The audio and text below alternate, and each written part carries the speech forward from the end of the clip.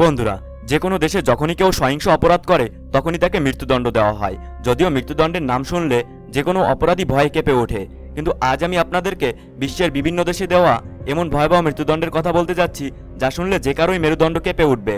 তো রহস্যের সমাহারের এবারের পর্বে বিশ্বের বিভিন্ন দেশে দেওয়া এমনই কিছু ভয়াবহ মৃত্যুদণ্ড সম্পর্কে জানতে চলেছেন, তাই ভিডিওটি শেষ পর্যন্ত দেখুন।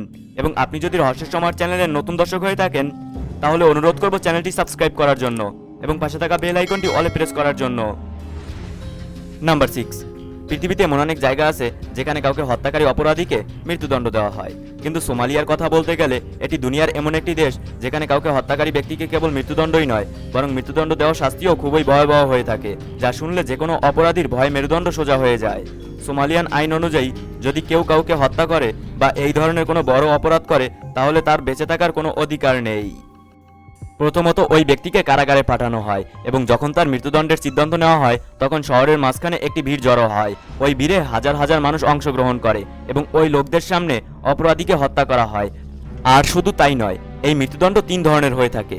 প্রথমত অপরাধীকে জনগণের সামনে গলায় রশি লাগিয়ে ফাঁসি দেওয়া হয়, অথবা পুলিশ অফিসার সবার সামনে একে বেঁধে গুলি বৃষ্টি বর্ষণ করে মেরে ফেলে।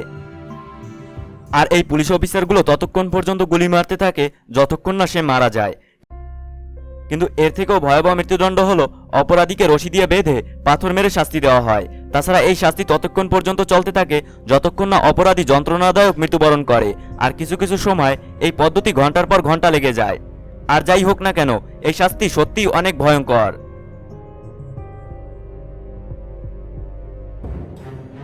নাম্বার 5। বন্ধুরা, শাস্তি প্রদানের ক্ষেত্রে জাপান পুরো পৃথিবী থেকে আলাদা। সাধারণত এমনটি হয়ে থাকে যে যখন কোনো অপরাধীকে শাস্তি হিসেবে মৃত্যুদণ্ড দেওয়া হয় তখন তাকে কোর্টে ফাঁসি দেওয়ার হুকুম করা হয়, কিন্তু জাপানে এমনটি হয় না।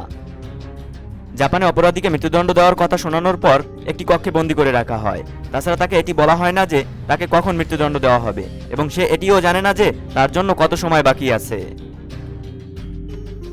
আর এরকমেরই একটি ঘটনা 1979 সালে ইয়াও ও হাকামাদার সাথে ঘটেছিল। তিনি একজন জাপানি নাগরিক ছিলেন এবং তাকে জাপানি আদালতে মৃত্যুদণ্ড দেয়, কিন্তু সে 45 বছর জেলে ছিল এবং অবশেষে 2014 সালে সে মুক্তি পায়, কারণ সেই ব্যক্তি নির্দোষ ছিল। আর এমনটি এই কারণে করা হয় যাতে অপরাধী এটি সারা জীবন মনে রাখতে পারে।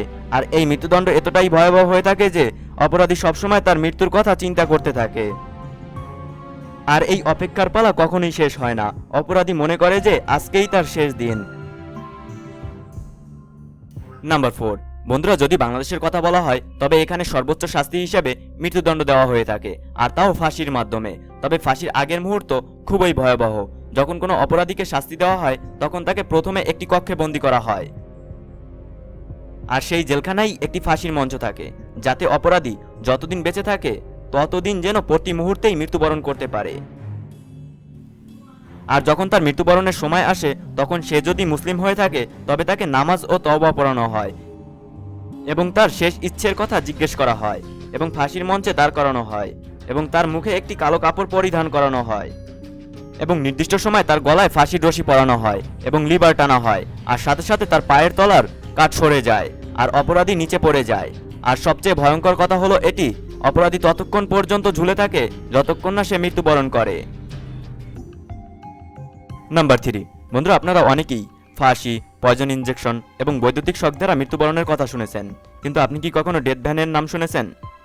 আসলে ডেথ ভ্যান একটি গাড়ির নাম যা চায়নায় পাওয়া যায়, আর এই ভ্যান ওই সকল অপরাধীদের জন্য ব্যবহার করা হয় যাদেরকে হাইকোর্ট মৃত্যুদণ্ড দিয়েছে। আপনি হয়তো এটি মনে করছেন যে এটি অপরাধীকে মৃত্যুদণ্ডের স্থানে নিয়ে যাওয়ার জন্য ব্যবহার করা হয়, কিন্তু বাস্তবে তা নয়। আর আপনার কাছে এটি ভয়ের মনে হতে পারে। আসলে এই গাড়িটি একটি মৃত্যুদণ্ডের স্থান যার ভিতরে অপরাধীদেরকে মৃত্যুদণ্ড প্রদান করা হয়ে থাকে।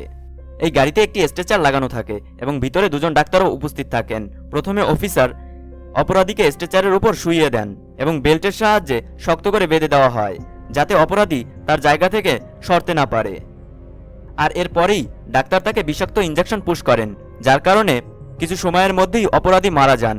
শুধু তাই নয়, যখন অপরাধী যন্ত্রণাদায়ক মৃত্যুবরণ করে তখন অফিসাররা তার দেহ পুড়িয়ে ছাই বানিয়ে তার পরিবারকে জানানো হয় যে অপরাধী মারা গেছে। আর বলতে গেলে এই মৃত্যুদণ্ড অনেক বেশি ভয়ঙ্কর। নাম্বার 2। বন্ধুরা, অপরাধীদেরকে শাস্তি দেওয়ার ক্ষেত্রে সৌদি আরবের নাম টপ অফ দ্য লিস্টে আসে।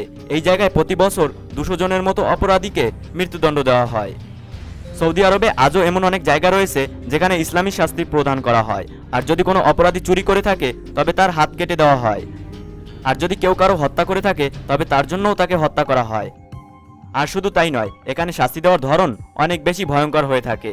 আর এই শাস্তির কথা শুনে অপরাধী তো দূরের কথা, সাধারণ জনগণেরই রুহু কেঁপে ওঠে।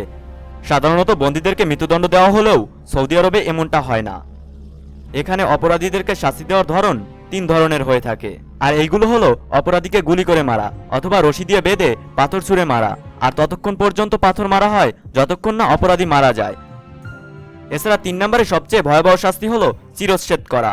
আর এই 3টি শাস্তি জনগণের সামনেই প্রদান করা হয়, যাতে এর থেকে অন্যরা শিক্ষা নিতে পারে এবং কাউকে হত্যা করার প্রয়োজন না হয়। একবার এটি চিন্তা করুন, যাদের সামনে অপরাধীদের চিরচ্ছেদ করা হয় তাদের কি অবস্থা হয়।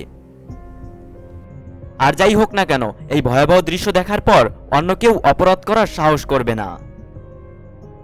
নাম্বার 1। বন্ধুরা, আপনারা নিশ্চয়ই জানেন যে উত্তর কোরিয়া বিশ্বের সবচেয়ে নৃশংস দেশ এবং বিশ্বের সবচেয়ে ভয়ঙ্কর শাস্তি এখানেই দেওয়া হয়। আসলে এখন আপনি যে ব্যক্তিকে দেখছেন তার নাম কং চোল ওয়ান, যিনি কিনা উত্তর কোরিয়ার বাসিন্দা ছিলেন এবং উত্তর কোরিয়া থাকাকালীন অপরাধ করার জন্য তার সাজা হয়েছিল এবং তাকে জেলে পাঠানো হয়েছিল এবং তিনি সেখান থেকে পালিয়ে দক্ষিণ কোরিয়ায় এসে আশ্রয় নিয়েছিলেন। আর একবার তিনি এক সাংবাদিককে এটি বলেছিলেন যে তিনি যখন উত্তর কোরিয়ার জেলে ছিলেন তখন কিম জং উন দুজনকে মৃত্যুদণ্ডের হুকুম দিয়েছিলেন। আর তিনি এটি বলেছিলেন যে যখন লোকদের মৃত্যুদণ্ডের সময় হয়েছিল তখন গার্ড সেই অপরাধীদেরকে জেলের ভিতরে অবস্থিত একটি মাঠে নিয়ে যায়। আর প্রথমে তারা তার হাত একটি খুঁটির সাথে বেঁধে ফেলে এবং তাকে মাটিতে বসিয়ে দেয় এবং তারপরে তার মুখে ছোট ছোট লোহার টুকরো দিতে শুরু করে। আর লোহার টুকরোর কারণে তার মুখ দিয়ে রক্ত বের হতে শুরু করে এবং সবার সামনে এয়ারক্রাফট গানের সাহায্যে এর উপর গুলি বর্ষণ করানো হয়। আর তার মৃত্যুবরণ সেখানেই হয়েছিল। আর শুধু তাই নয়, কং এটি বলেছিলেন যে পরের দিন সেই 2 অপরাধীর বাবা মা এমনকি তার স্ত্রী সন্তানদের এনে একই মাঠে সবার সামনে অ্যান্টি এয়ারক্রাফট গানের সাহায্যে হত্যা করা হয়েছিল। আর যাই হোক না কেন, এই পৃথিবীতে উত্তর কোরিয়ার চেয়ে ভয়ঙ্কর দেশ আর কোথাও নেই। তো বন্ধুরা, আজকের ভিডিওটি এই পর্যন্তই। ভিডিওটি কেমন হয়েছে তা কমেন্টে জানান। ভিডিওটি ভালো লাগলে ভিডিওটি লাইক করুন।